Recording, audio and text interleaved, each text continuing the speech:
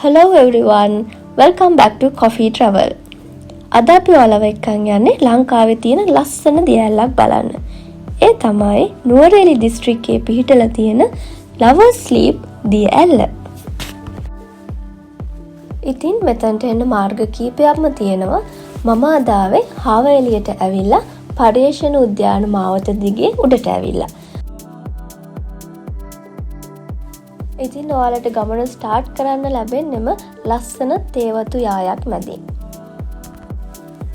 ඉතින් මේ පාර දිගේ ඉස්සරහට යනකොට ඕගොල්ලන්ට තේවතු විතරක් නෙවෙයි පහලින් ගොවියන්ගේ වගා බිමුත් බලා ගන්න පුළුවන්. හරිම ලස්සන පරිසරයක් තමයි තියෙන්නේ. හරිම කාම් කොළ පාට විතරයි හැමතැනම දකින්න තියෙන්නේ.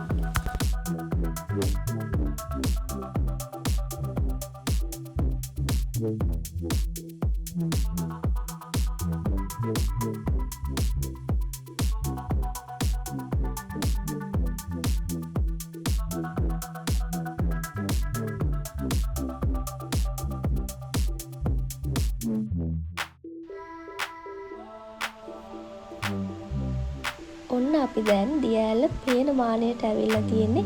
ළඟට ගිහිල්ලා බලමු කොහොමද ලස්සන කියලා.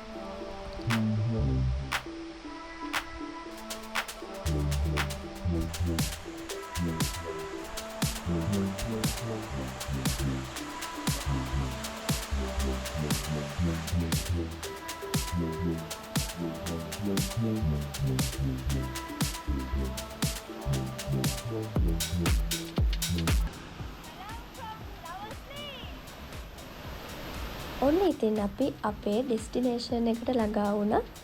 Lovers Leap දියැල ගැන කියනවා නම් මේ දියැල උස අඩි 100ක් පමණ වෙනවා.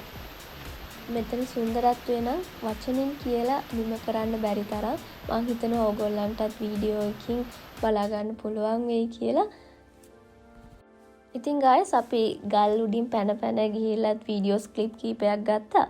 හැබැයි බලාගෙන අවදානම් සහිත ප්‍රදේශයක් ගල් ඉස්සනවා.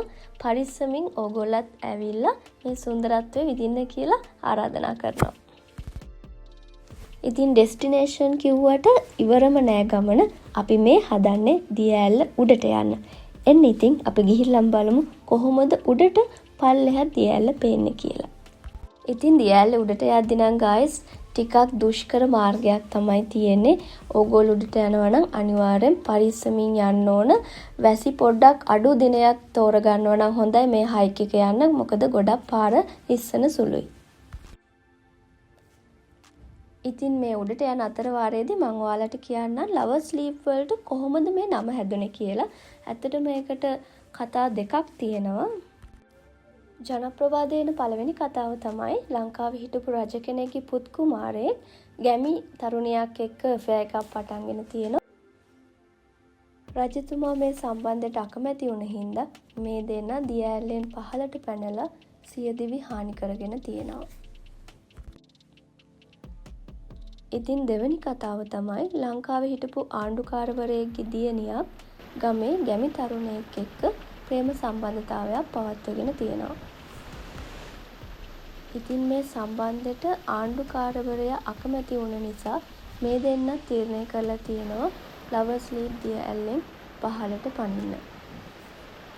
ඉතින් හරිම ලස්සනට පේන මේ දියැල පිටිපස්සේ තියෙන්නේ ඒ වගේ මේ දියැලට නම ඇවිල්ලා තියෙන්නේ ඒ වගේ ඛේදජනක කතා දෙකක් පාදක කරගෙන.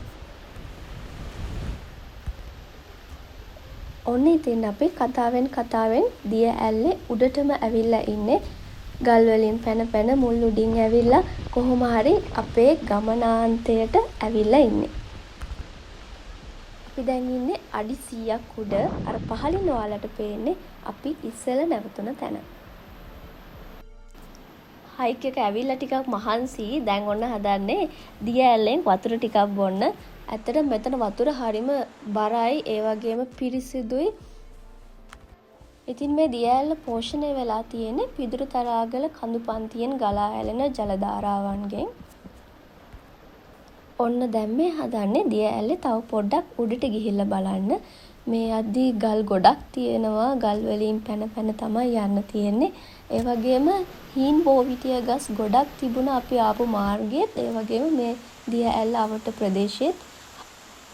ඉතින් මේ හරිය තියෙන හරිම සංවේදී පරිසර පද්ධතියක්. එන අයට මතක් කරනවා මේ ලස්සන ආරක්ෂා කරන්න. ඕගොල්ලන්ගේ පාසටහන් විතරක් තියලා මතක රැගෙන යන්න කියලා.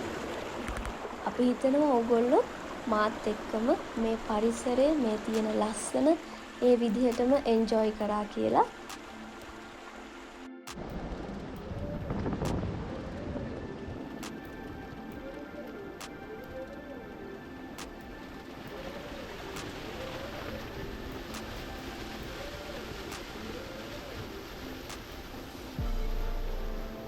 එහෙනම් guys තවත් මේ වගේ ලස්සන වීඩියෝ එකකින් හම්බ වෙමු.